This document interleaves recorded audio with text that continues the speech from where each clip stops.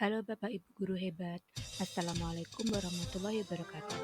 Perkenalkan, saya Nur Fitri, CGP Angkatan 7 dari SMK Muhammadiyah 2 Buja dengan fasilitator Bapak Dr. Andreas Suhaldi MPD dan pengajar praktik Ibu Sri Rejeki SPD. Pada kesempatan kali ini, saya akan memaparkan kesimpulan dan refleksi pengetahuan dan pengalaman baru yang telah saya pelajari dari modul 1.1 mengenai pemikiran filosofis Ki Hajar Dewantara. Menurut Ki Hajar Dewantara, pendidikan diartikan sebagai tuntunan dalam hidup tumbuhnya anak-anak. Kata kuncinya menuntun. Beliau juga terkenal dengan filosofinya yang disebut dengan trilogi pendidikan yang berbunyi Engar Sosong Tulodo.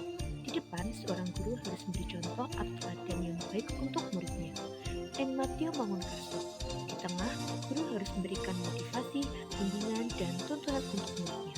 Tuturi Handayani. Di belakang, guru harus memberi dorongan untuk muridnya.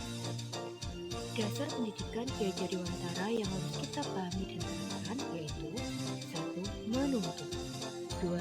Kodrat anak yaitu merdeka dan bermain 3. Pendidikan yang berpusat pada anak 4. Kantabula rasa atau menebalkan laku anak 5. Budi pekerti 6. Petani atau tukang kebun kehidupan. Berikut adalah kesimpulan dan refleksi saya terhadap pemikiran Ki Hajar Dewantara.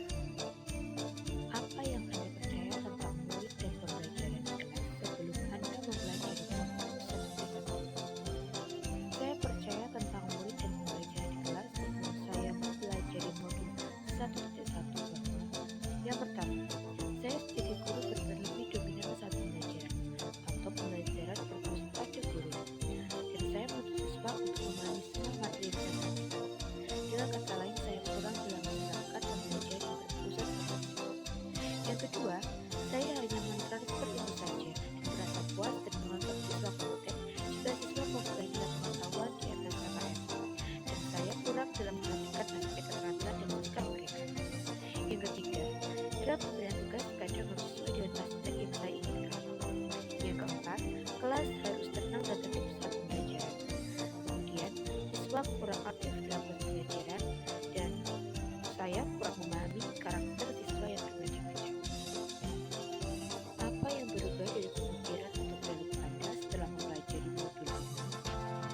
Yang harus saya rubah dalam pemikiran dan perilaku saya setelah saya mempelajari modul 1.1 ini yaitu yang pertama, saya harus mulai menerapkan pembelajaran yang benar-benar berpusat pada siswa dan memposisikan diri sebagai fasilitator, motivator, dan juga inspirator bagi siswa. Yang kedua, saya selain mentransfer ilmu, juga harus mentransfer nilai-nilai alam dan budi pekerti.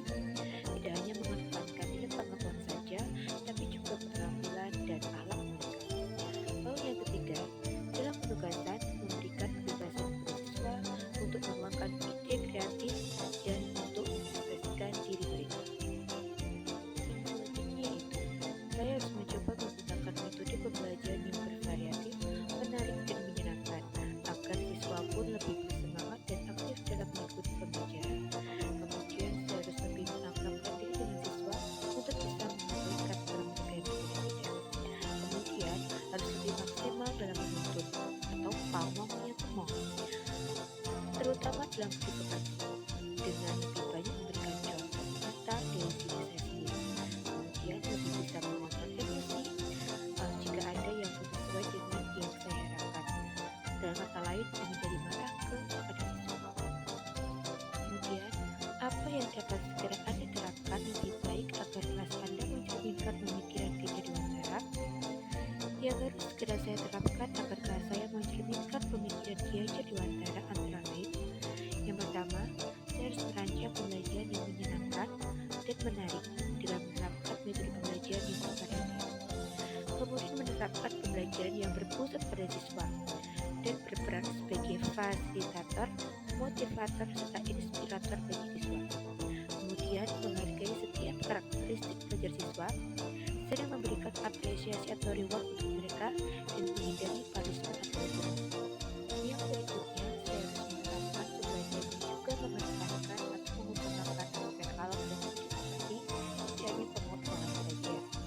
Kemudian menerapkan